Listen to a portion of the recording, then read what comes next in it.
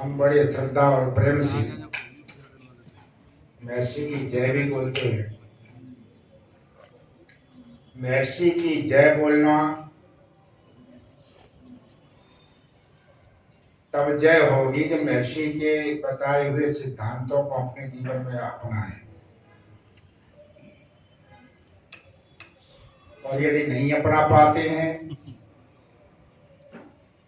तो फिर ऐसा ही हो जाएगा जैसे हमारे दूसरे भाई खूब तो राम की जय बोलते रहे और सब कुछ गंवा बैठे। इसलिए हमें जय बोलने के साथ में प्रवचन आदि की जाती, उसका उद्देश्य यही है कि ऋषियों ने जो रास्ते दिखाए उन रास्तों से हम पूरा लाभ ले लें।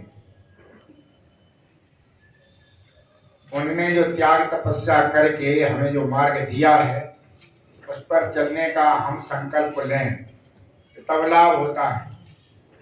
कल और सवेरे और अब भी हम उसी चर्चा को आगे बढ़ाते हैं। महर्षि दयानंद की वेदना संसार के दुख सागर में तड़पते हुए जीवों के प्रति थी और इतना दुख संसार में है, जो यहाँ आया उसने संसार को देख करके ही अनुभव दिया। नानक जी घूमते रहे, उन्होंने कहा नानक दुखिया सब संसार। बुद्ध जब निकले तो उन्होंने कहा सर्वम दुखम दुखम दुखम। जिधर देखो उधर दुखी दुख है। किसी के पास में कहीं बैठ जाओ जाकर के और ये पूछो सब ठीक है तो पहली बार तो कह देता हाँ मौज आ रही है। फिर वह धीरे धीरे पूछ लो सारी अपनी कहानी फिर बताता है।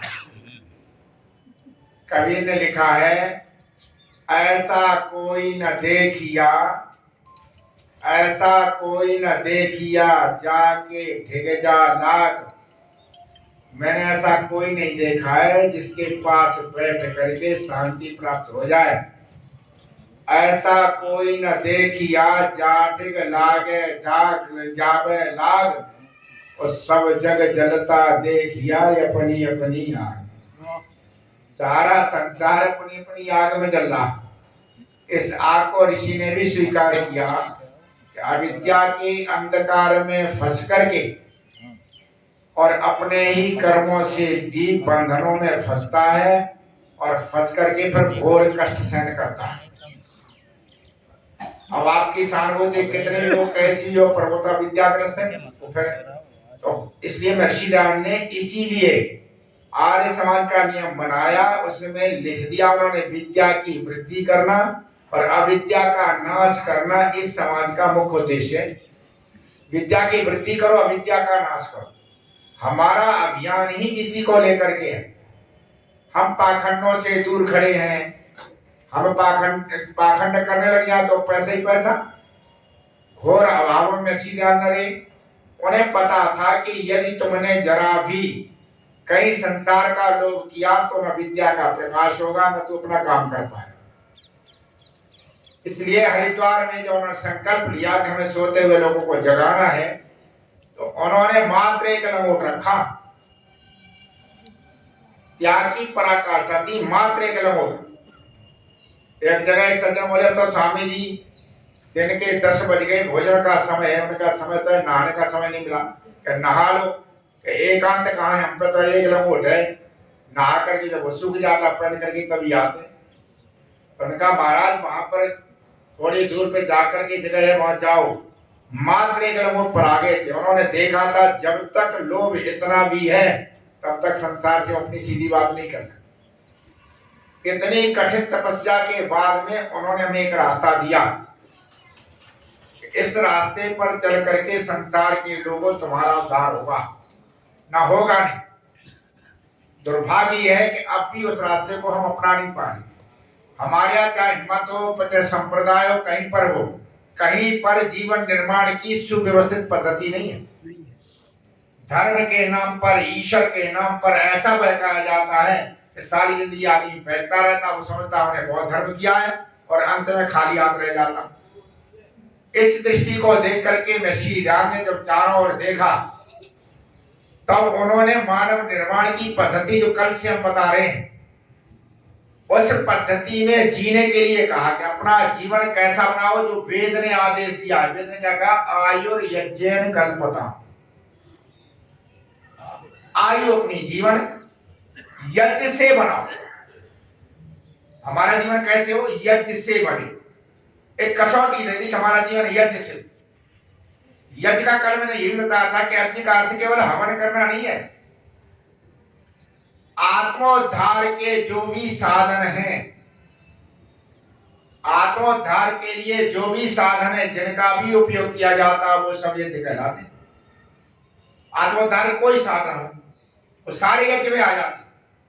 इसलिए महर्षि ध्यान ने अपने जीवन को उस व्रत में बांधने के लिए जो विधान किया है, कल मैंने कहा था, वो है पंच महायज्ञ। 5 महायज्ञ हैं। मैंने कल ही कहा था बड़ी बड़ी कितने यज्ञ कर लो, हम इतना बड़ा यज्ञ करते हैं, पर ये महायज्ञ में नहीं है। महायज्ञ में वही आता है कि जो रोज रोज हमारी आत्मोद्धार में नित्य सहायक। तो उन 5 महायज्ञों को अपने जीवन में अपनाओ। उनमें सबसे पहला यज्ञ है वो क्या है? ब्रह्म यज्ञ। सबसे पहला क्या है? ब्रह्म यज्ञ, जिसे हमने कहा संध्या। ब्रह्म से जुड़ना। सवेरे हमने कहा परमात्मा कैसा? आनंद स्वरूप।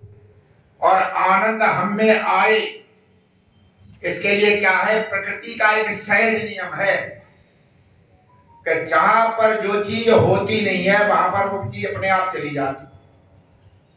सहज नियम है प्रकृति का। यहां पर अभी एक ड्रम रख दो, पास में खाली रख दो, केवल जोड़ना है, मेहनत नहीं करनी है। उसका पानी उसमें अपने आप चला जाए, बिना उसके चला जाता। ये प्रकृति का नियम है कि खाली कोई चीज रख दो तो वो भरी वाली में से खाली में आ जाए। परमात्मा आनंद से परिपूर्ण है और हमें आनंद है नहीं, इसलिए क्या जाए? केवल इतना करना है कि आनंद से परिपूर्ण परमात्मा हमें चतुर्दिक है, केवल हमें जोड़ना है प्रभु से, केवल जुड़ना है। आनंद तो अपने आप आएगा, आनंद के लिए प्रयास नहीं है, केवल जुड़ना है बस। एक बार जुड़ गए आनंद का आना शुरू हो जाता। और इस जुड़ने का नाम ही क्या है? बोलो यज्ञ।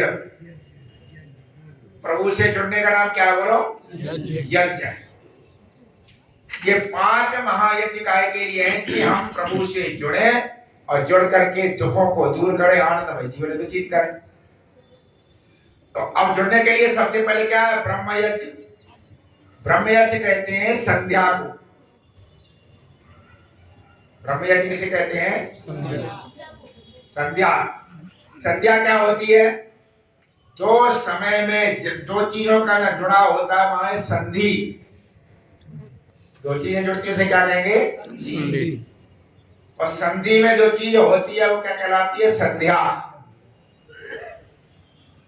दो चीजों का जुड़ाव हुआ ना, जब दो चीजें मिली और मिलने के बाद में जो वहां पर प्रक्रिया होती है उसे क्या कहते हैं? संध्या। उसे संध्या कहते हैं। अच्छा, भौतिक रूप से दिन और रात मिलते हैं,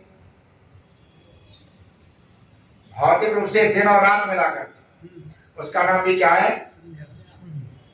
दिन रात के समय जो चीज की जाए वो तो संधि है। दिन रात के समय हम जो करते हैं वो क्या है? वो संध्या है। तो संध्या उसका नाम है, दोनों मिलकर करते हैं। अब संध्या में सबसे संध्या का नाम ब्रह्म यज्ञ को रखा गया, क्योंकि मिलने के साथ में जब हम सवेरे शाम को मिलते हैं तो हमें वो उपाय करने होते हैं जिन उपायों से हमें वो उपाय करने होते हैं जिन उपायों को करने से हम प्रभु से जुड़े। तो सबसे पहले क्या करना है? जब बैठते हैं तब संध्या में सीधे बैठो। बात कल डॉक्टर साहब कह रहे तुम फिर टेढ़े बैठते हो। कल डॉक्टर साहब शिकायत कर रहे हैं कि कमर झुका के बैठती, सीधे बैठो। हमें करना क्या होता है संध्या में? संध्या में सबसे पहले बैठें। बैठने का निश्चित कर लें और निश्चित करके अपने सभी कामों को निपटा करके बैठें। ऐसा नहीं है कि आप परमात्मा के नाम दो चार नाम ले लो, परमात्मा जानता है कि तुम चापलूसी कर रहे हो, क्या कर रहे हो, वहां दिखाने की जरूरत नहीं।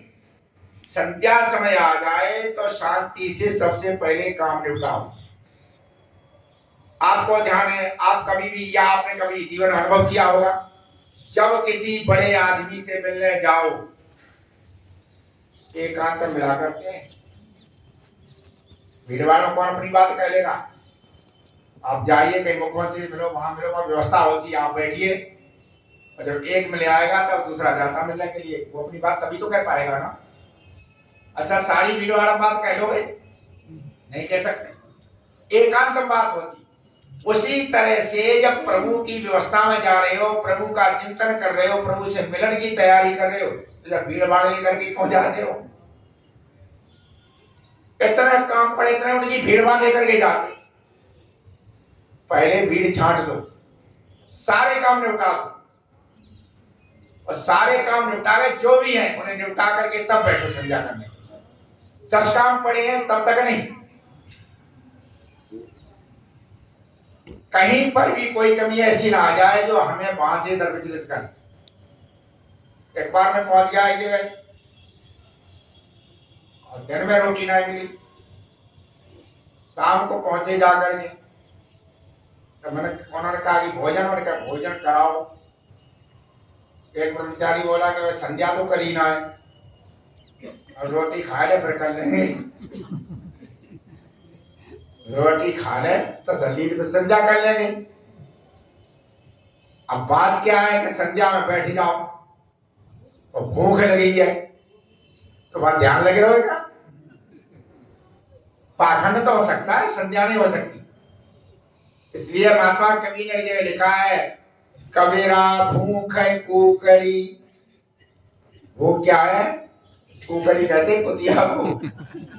कबीरा भूख है कुकरी, करे भजन में भंग, जाको टुकड़ा डाल के भजन करो निसंग। वो भौंकेगी, अरे असली टुकड़ा डाल दो, बस टुकड़ा डाल करके आराम से बैठो। उसी तरह संसार के सारे कामों को निपटाओ, और सारे काम निपटाने के बाद में पहले सारे काम निपटा लो, उसके बाद बैठो। बैठने के साथ हमेशा रखना, भावना बहुत जरूरी है। 2 तरह से बैठा जाए, जैसे बच्चे हैं, अब मैं कहता चलो संध्या के लिए, अब इन्हें बैठना पड़ता।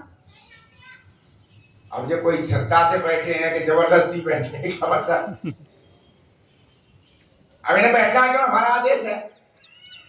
और बैठाते क्यों है, मुझे खूब पता है कि खूब समाधि में जा रहे, बैठाते थे कि अभ्यास पड़े, बैठाने के लिए अभ्यास पड़े, किसी तरह से मार के पीटे के धमका करके अभ्यास ही तो डालना है।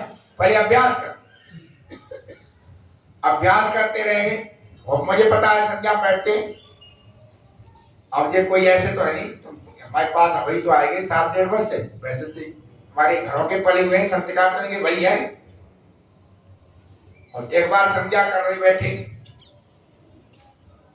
तो अब बैठे तो कथित संध्या कर रहे हैं, कथित अपने चिंतन खो गए। तब तक उधर से उसका बाप आता दिखाई दे गया, अब वो देख रहा हूँ, अब भाई ये ध्यान ही नहीं, तू संध्या में अरे पापा तो दे आएगी। संध्या करो पापा तो दे आएंगे। अब फिर बाद कह रहे अरे कोई ध्यान ही नहीं कर संध्या में बैठे, इनका तो कहीं पापा आ जावे, इनका तो होते प्रकट कर दिया सब कहीं पापा आ जावे संध्या में। तो बैठना है ढंग से, तो बैठो। बैठने के साथ में हमेशा ही ध्यान रखो, सारी संध्या जो महर्षि ज्ञान ने लिखी है, जितने भी मंत्र हैं, ये सब गायत्री मंत्र का अनुष्ठान है। समझ गए ना, संध्या क्या है, गायत्री मंत्र का अनुष्ठान। गायत्री मंत्र से, गायत्री मंत्र, गायत्री का अर्थ होता है जिसके जप करने से हम सारे दुखों से तर जाए, उसे गायत्री कहते हैं। लेकिन गायत्री जपने की विधि क्या है? यूं तो गायत्री दुनिया जपती रही, गायत्री, और रोज लोग लोग जपते हैं। एक जगह घटना है, एक बालक प्रवचन सुन गए कि गायत्री मंत्र जपने से ही हो जाता, और गांव में ही कबड्डी की प्रतियोगिता, और एक बालक गायत्री मंत्र जपने को झट पकड़ लियो। वहां से जब वो दूसरों जप के आयो, वहां से वो तो वहां पर पकड़ लियो, यहाँ से पकड़ो छूट गई वो, यूं कह रहा सब झूठी बात है, गायत्री को सुना करो पकड़ेंगे। यहाँ पकड़ मांगे, झूठी नहीं है, झूठी होगी तो ऋषियों ने ऐसे कहते नहीं, ऋषि कभी झूठ नहीं बोलते है क्या?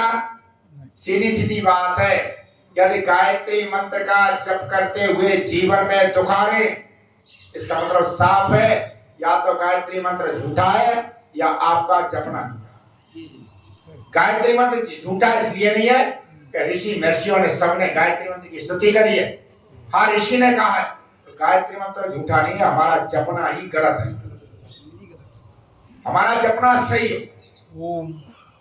ये सारी संज्ञा का प्रकरण है ना, जितने भी मंत्र हैं ये समझ लेना, ये सब गायत्री मंत्र के अनुष्ठान के लिए है।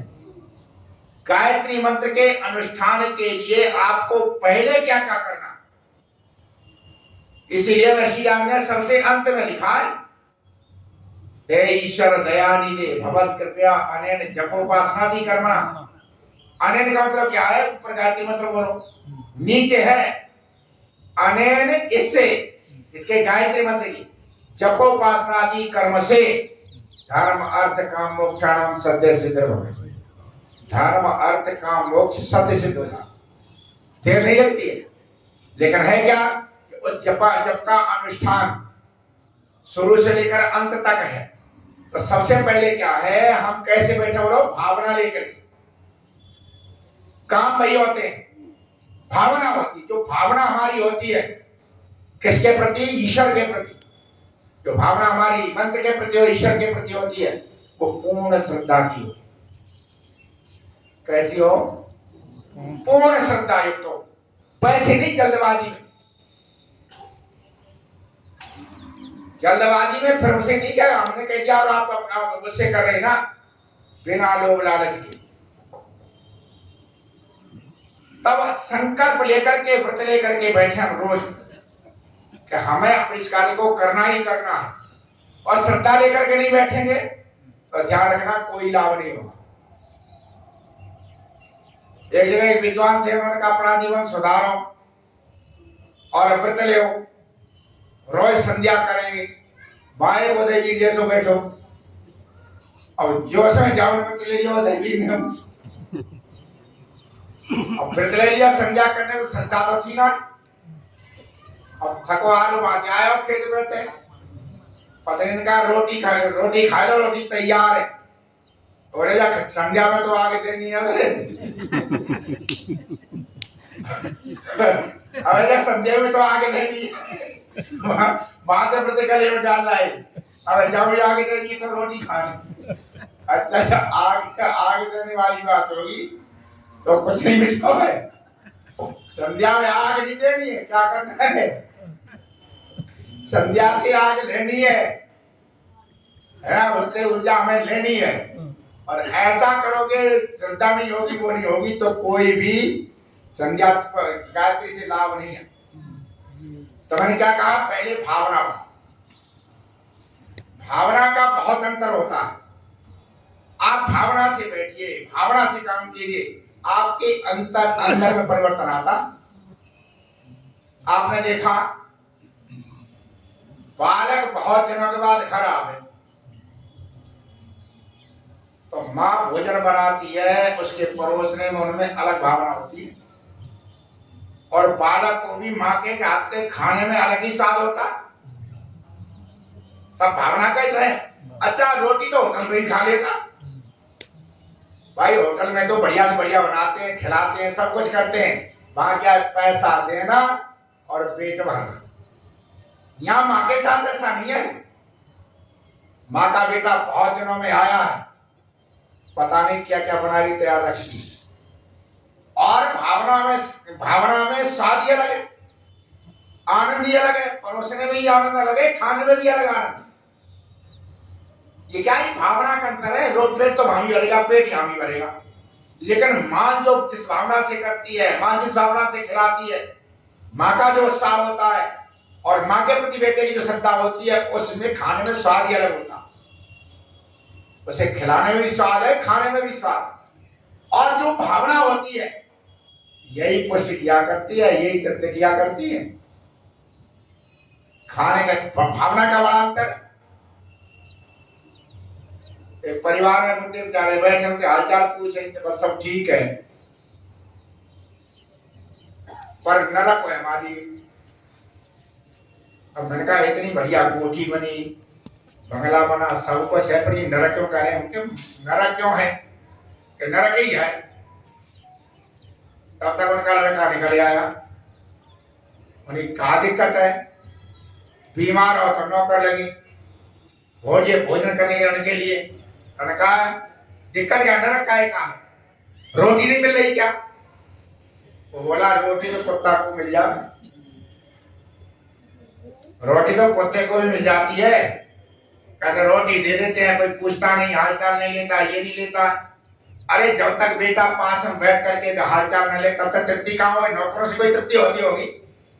जिसके साथ सारी जीवन लगा दिया, वो जब तक न बैठे तब तक तृप्ति कहाँ? भावना नहीं है, और जब भावना नहीं तो घर नरक ही है। और क्या भाई, रोटी कितनी बढ़िया, चाहे हलवा नौकर बना के खिलाए, लेकिन जब तक बेटा आकर के पास में बैठ करके श्रद्धा से नहीं पूछता, बात नहीं पूछता, तब तक माँ बाप की तृप्ति कहाँ होती? हमेशा ने सब चीज श्रद्धा की। तो उसी तरह से जब हम बैठे सवेरे शाम को, तो कैसे बैठे? पूर्ण श्रद्धा से। संध्या केवल ऐसे नहीं होती, कैसे होती? पूर्ण श्रद्धा से। श्रद्धा से बैठे, बड़ी भावना से बैठे, पूर्ण श्रद्धा और भावना से बैठेंगे। और ध्यान रखना, जहां पर भी आपको संध्या करनी, ठीक है आप ड्यूटी जाते हैं तब तो बाध्यता है, लेकिन घर में आप करते हैं तो घर में संध्या करें तो एक ही जगह पर, या कमरे में रहते हैं एक ही जगह पर करें, जगह जगह आसन नहीं, और एक ही आसन। रोज आसन मत बदलो। आज हमने पूरी ले ली, आज उठा ली ना, संध्या का अपना अलग आसन, उसे तय करके रखिए, अलग रखिए। आपको उसी आसन पर बैठ के संध्या करनी, आसन नहीं बदलने कि आज बोरी ले ली, कल दरी ले ली, परसों कम्बल ले लिया ना। वही आसन रहना चाहिए जो एक आसन, न ज्यादा ऊंचा हो और न ज्यादा नीचा। ऐसा भी नहीं है कि जिससे कष्ट हो। अब एक चीज आ जाती, मान लो बहुत से लोग कहते हैं कि सब आसन लगता ही ना, घुटनों में दर्द होता, बैठा जाता ही नहीं। कोई बात नहीं, आसन नहीं लगता है, घुटनों में दर्द होता है, ऋषियों ने बहुत सुविधा दी थी। ये बात ऋषियों के सामने आई, सब आसन लगते ही नहीं, तो ऋषि ने क्या कह दिया? स्थिर सुखम आसन, तुम सुखपूर्वक जैसे बैठ सको वही आसन। कह दिया जय सुख से बैठ जाओ, वही आसन। भाई बैठ गए ऐसे आसन लगा करके, घुटनों में दर्द हो रहा, तो ध्यान करोगे कि दर्द का ध्यान करोगे? और ये इतना सस्ता है, ये ध्यान रखने से कोई पैसा नहीं लगता। प्रभु के भजन में दुनिया में सबसे सस्ती कोई चीज है तो ईश्वर का भजन, सबसे सस्ता और सबसे लाभकारी। आत्मोत्थान होता। एक दुर्भाग्य लोगों का है, इस सस्ते को भी कर नहीं पाते, इस सस्ते को भी कर नहीं पाते। गोस्वामी तुलसीदास ने लिखा है, कर वो तो परमात्मा की जगह राम का ही नाम लेते, हमारे लिए ओम का नाम है। तुलसीदास ने लिखा है जगह पे, और लिखा है राम नाम अनमोल है, दामन बिना बिकाए। आप ओम कर लो, ओम नाम अनमोल है, दामन बिना बिकाए। लेकिन अचरज बहुत है, फिर भी ग्राहक ना। आश्चर्य है कि क्या कोई ग्राहक नहीं है, अनमोल है, बिना दाम के बिकता है। आश्चर्य है फिर भी ग्राहक नहीं। सबसे सस्ता और सबसे लाभकारी अच्छा चलो आप उठ नहीं पाते, बैठ नहीं पाते, आपको बुखार आ रहा है, आप लेटे लेटे कर लो ना। अरे प्रभु तो सर्वत्र है, तुम चाहे बैठे हो चाहे उसकी गोद में हो, आप पे नहीं आता है, दिक्कत खड़ी है, लेटे लेटे कर लो ना। आप पर मंत्र नहीं आते हैं, आप भावनात्मक रूप से समर्पित हो जाओ। वो तो सारी भाषा जानता है, थोड़ी परमात्मा को अंग्रेजी नहीं आती, उर्दू आती, संस्कृत नहीं आती, वैसे सब आता। आपकी भावना होगी, उसने देखा, समझ गए ना। तो सवेरे शाम को एक ही आसन, आसन बदलना नहीं है, एक ही आसन, एक ही स्थान, घर में बना लो अपना प्रार्थना स्थल, वहीं पर बैठ के करना। उससे क्या है कि आसपास सारा खेल दुनिया का क्या है, तरंगों का है। तरंगे बहुत काम करती है, संसार यही है, जहां पर हमारी आध्यात्मिक तरंगे आती रहती है ना, वहां हमेशा ही हमारे यहाँ एक थाना अध्यक्ष आए थे बहुत पहले, शादी से जुड़े हुए थे, क्या नाम था उनका, वो नित्य प्रति आते थे, देर हो गए चाहे कहीं हो, शहर रात को गाड़ी लेकर के आते थे और यहाँ करीब बिछा के बैठ जाते। पक्षियों के लिए अनाज भी लाते थे, गायों के लिए भी लाते। तो मैंने उनसे कहा और जो उनके साथ ही आते होंगे, कहते तुम यहाँ टहल लो, बैठ लो, कुछ कर लो, हमें यहाँ बैठने छोड़ दे। वो बैठे रहते। तो मैंने एक दिन कहा कि तुम यहाँ बैठे करके क्या करते हो, थाने में बैठ लो करो, एकांत में, जो एकांत ही चाहिए। कहते हैं वहां शांति ना है, एकांत कर लो चाहे कुछ कर लो, शांति तो यही आती है, थाने में कहता है शांति ना है। बात और कहते हैं क्या पूरे दिन शांति है, वहां एकांत में भी शांति ना है। यहाँ कहते हैं देखो मेरे पास आकर आता है, शांति मिल जाती है, पूरे दिन आया रहती है, दिमाग खराब हो जाता, या 1 घंटे बैठता हूँ आगे, बिल्कुल शांत होकर के तब जाता हूँ। काय का प्रभाव है वातावरण, स्थान का ही तो प्रभाव है। तो हमेशा ये ध्यान रखो कि तरंगे अपना काम करती रहती, अच्छी तरंगों से अच्छे लोग जहां रहते हैं बहुत अच्छा रहता। यहाँ बहुत से लोग आते हैं मथुरा के, जो कभी आए नहीं, यहाँ बसते ही जाकर कहते हैं अरे बड़ी शांतिपूर्ण जगह है, मथुरा में ऐसी जगह। और एक दिन हमारे 2-3 कर्मचारी वहां खोद रहे, सवेरे बात दुर्बालक आए, कह रहे आपस में अरे कितनी बढ़िया शांति की जगह है, और बालक खोज रहे भी कह रहे अब तुम अशांत कर दोगे अब तुम घुस जाए तुम अशांत कर दोगे ना, शांति दे तुम अशांत कर दोगे आकर। हमेशा ध्यान रखो, हमेशा हमारी भावनाएं, हमारे वो यहाँ जितना भी वातावरण है पूरा ही ध्यान रखता। कल तो दिन दोनों लोग आए, रात को आए 12 बजे, गेट खोल कर चले आए। उन्होंने कही सवेरे हमें मिले, कब आए, रात को आए 12 बजे। तो कहते हम तो बड़े चिंतित थे काय के लिए, और रात में कहाँ जाएंगे, गेट कौन खोलेगा, और गेट पे तो ताला था नहीं।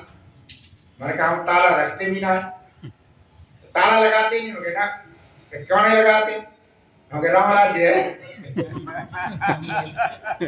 राम राज्य है, ताला नहीं लगता, यहाँ कोई घटना नहीं होती है, ना कोई आता है, ना कोई घटना होती है, ना कोई वैसे आता है, क्योंकि राज राम राज्य है।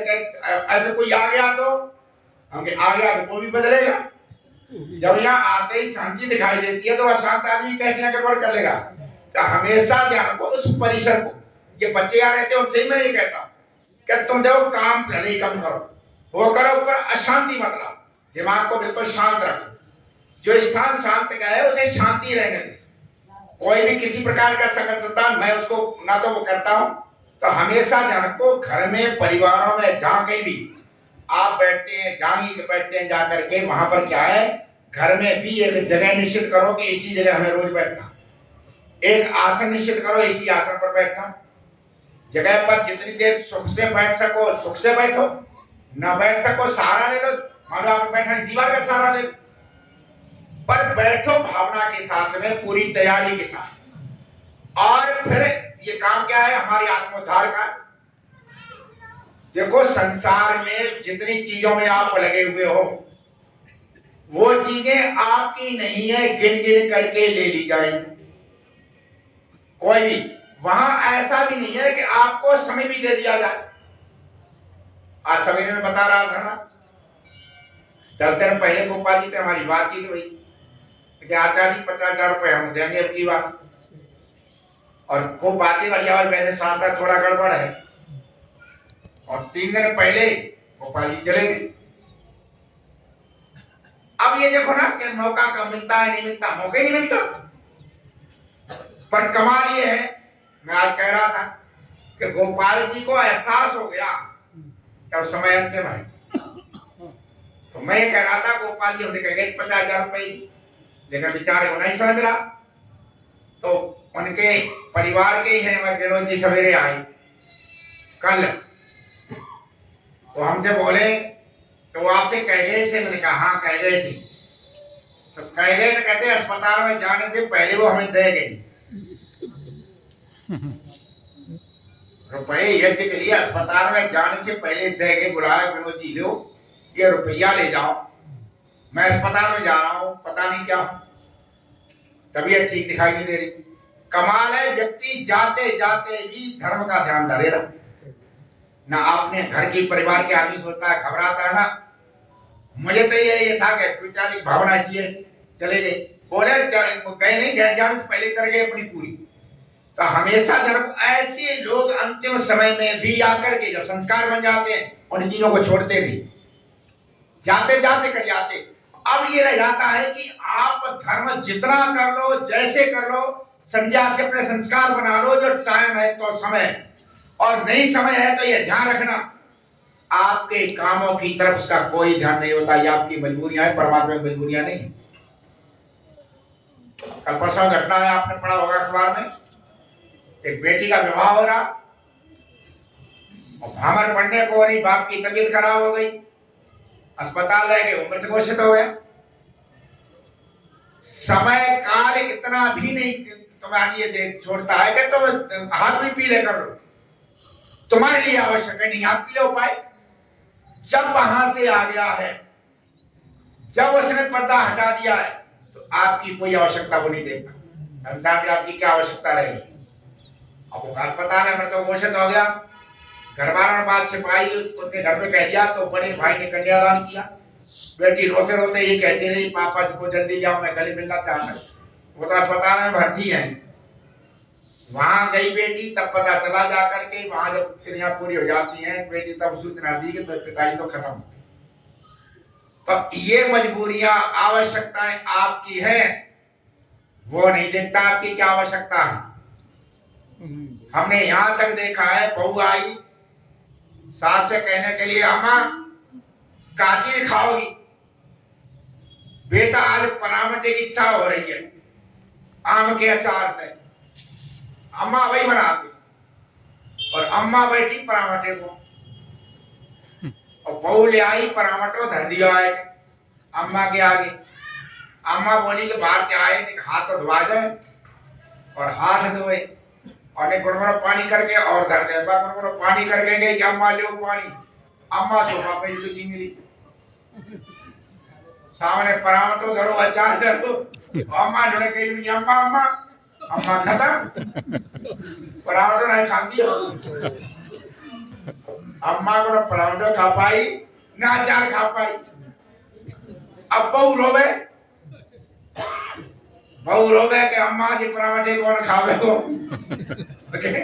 अब तू ही खाए रे, अम्मा पता नहीं कहाँ खावे। अब तू खा रहे, अम्मा कहाँ खाए, तो समझ लो हो भी परामठो नहीं खाते हो, ऐसी है माता। इसलिए समय रहते हुए आज से संकल्प कर लो कि हमें रोज बैठना है, समझिए ना, हमें ब्रह्म यज्ञ रोज करना है। ब्रह्म यज्ञ के लिए रोज नित्य प्रति बैठना है। इतनी चीज समझ में आ गई। एक तो कैसे बैठना, बोलो, श्रद्धा से, भावना से, और ये मान करके बैठना है कि हम ईश्वर की गोद में बैठे, ईश्वर सब प्राप्त है। वो आश्चर्य तो ये है, संसार में क्या मूर्खता है।